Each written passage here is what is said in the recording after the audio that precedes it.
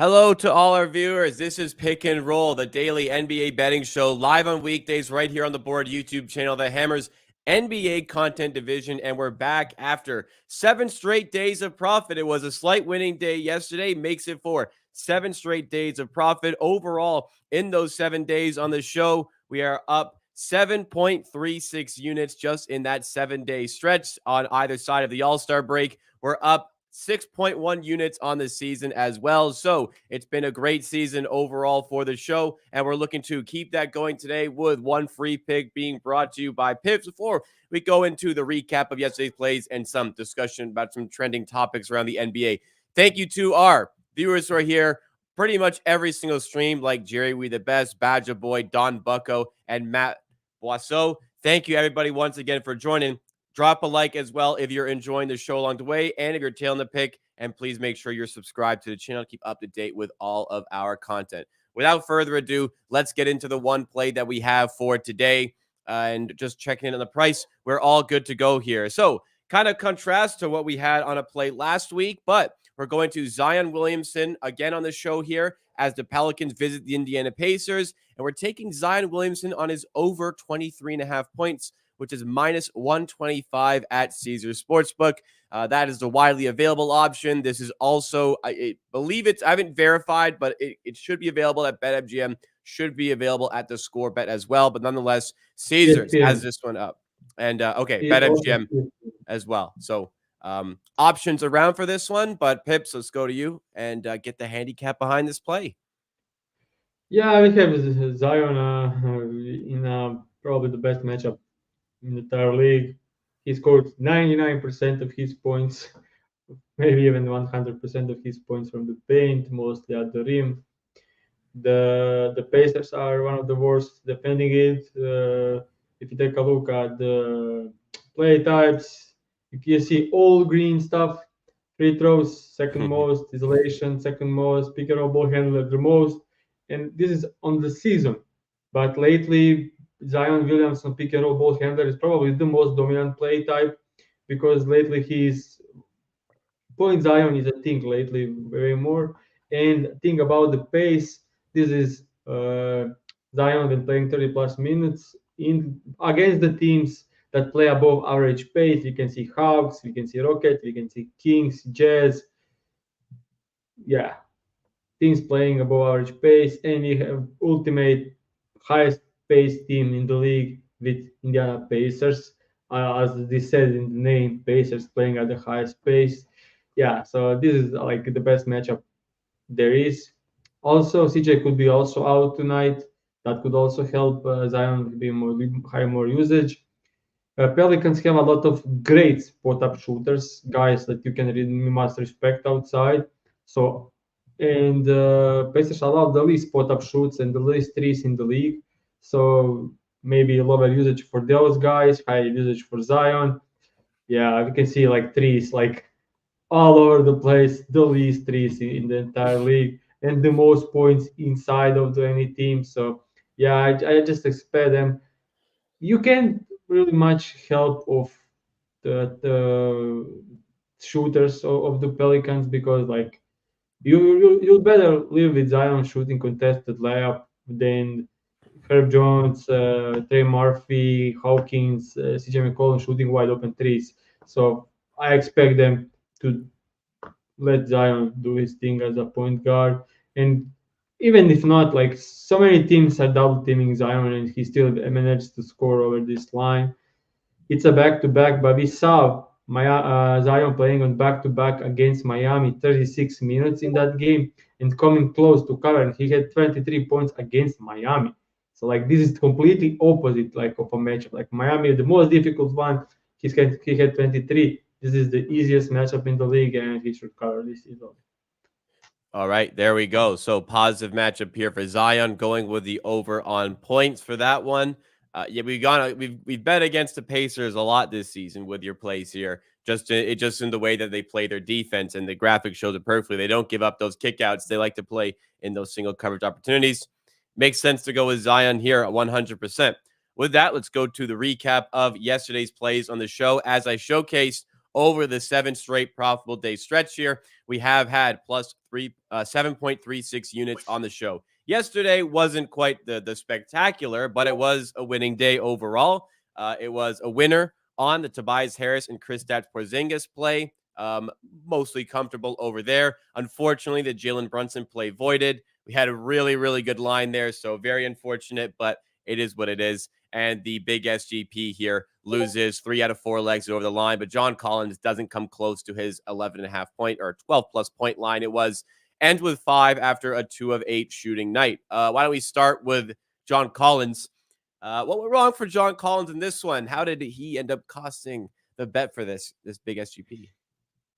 I expected him to be highly motivated by coming back to the Hawks, Yeah, and he was literally crying, and it got so much into his head that he fell apart. Like he couldn't handle it, which is something I didn't expect. So 22 yeah. minutes only, poor shooting. He had chance, good looks, just was like he was eaten up by the atmosphere and the warm welcome. He was literally crying before the game. He got So a. I watched. He got a good reception by the Hawks fans.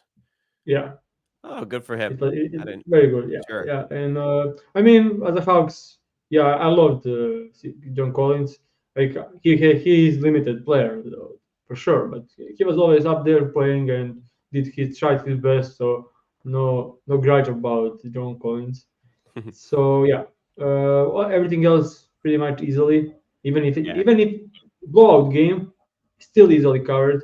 And unfortunate on John Collins. So could have been a very nice day. Yep. Brunson rolled out.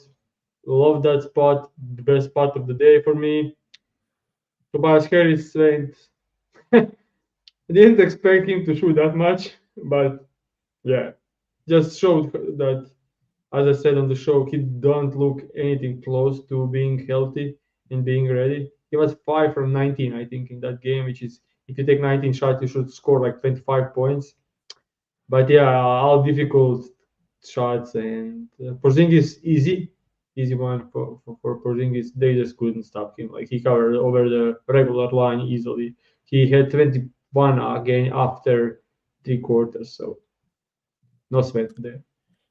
So again, it is a winning day. I know only quarter of a unit, but that's still 8.3% ROI based on the investment that went into the bets today. So still, Let's uh, win 0.25 units every day for the rest of the season. exactly. If you do that every day, you're going to have an outstanding season. So, it may not be the most flashy thing, but it has been an excellent run on the show. As I said, looking to keep it going with the one pick today. Before we end off and recap that one play, wanted to have a quick discussion surrounding the Boston Celtics. My goodness, this team is in a tier alone at the top of the NBA in terms of contenders. They've now won 9 games in a row. They are 46-12 on the season, comfortably are going to win the Eastern Conference regular season wise as the 1 seed.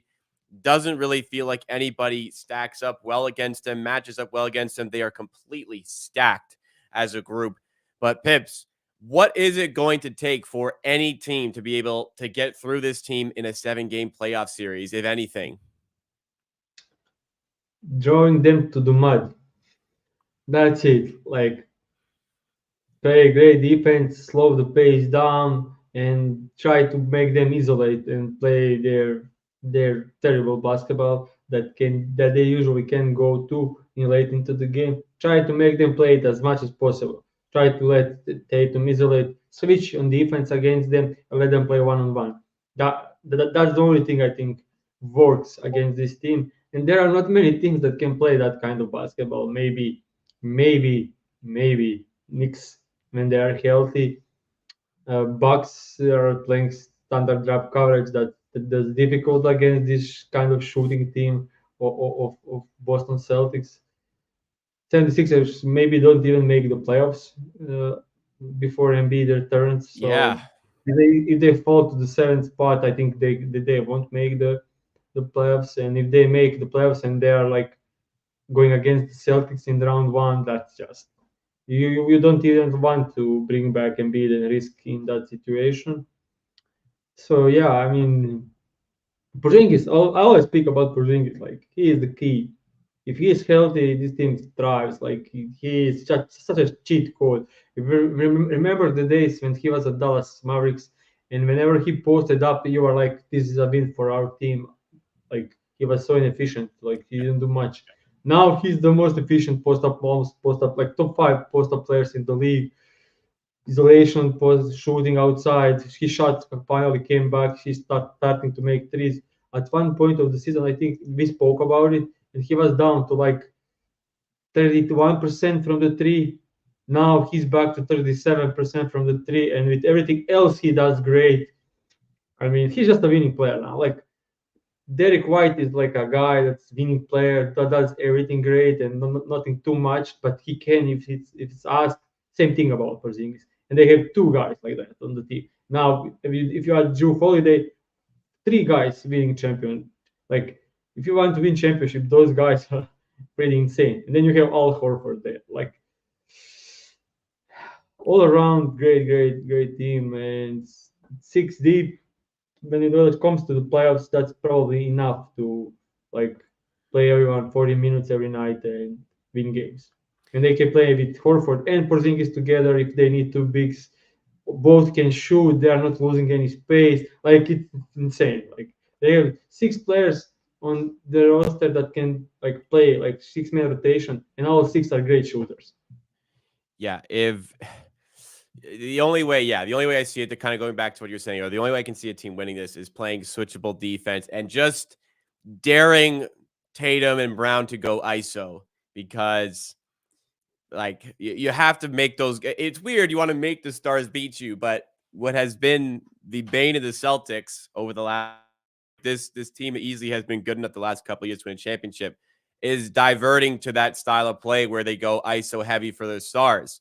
It happened against the Warriors in the NBA Finals, led to Tatum and Brown just racking up turnovers. And it happened last year against the Miami Heat, put them in a 3-0 hole that they couldn't quite climb all the way out of, and culminated to that blowout loss in Game 7. Yeah, that is a way to beat this team. However, the one problem is there's just so much other talent around there that even if things aren't going well for those two players, like you said, Porzingis, we've spoken about Derek White so highly this season. Drew Holiday, championship pedigree. There's players off the bench who can help. This is absolutely stacked. This team, it's scary to see how good they are.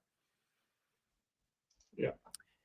And that will do it for our show for today. Thanks, everybody, for tuning in. Reminder to smash the like button if you did enjoy what you saw and if you're tailing the pick that we have today. And reminder to subscribe to the channel. We go live every weekday morning right here on the board. And we have the extra show on Thursday with myself and Kirk Evans. But the one play today, I'll show it up on the bet stamp tracking here.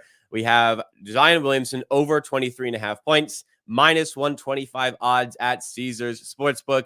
We're hoping for Zion to pounce on some single coverage opportunities against this Pacers defense that doesn't give up those outside looks. So we've had 7 straight days of profit.